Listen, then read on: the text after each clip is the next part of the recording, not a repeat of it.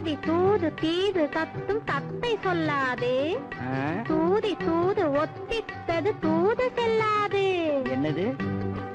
தேது தித்து தொத்து தீது தெய்வம் வராது. இன்று துத்தி தத்தும் தத்தை வாழ தித்தித்ததோது. என்ன உணர்றாங்க? அவங்க ஒண்ணும் வளரல, நீதான் திணற. நான் திணறதாவது பின்ன வேணும்னா நீ தோல்வியை ஒப்புக்க.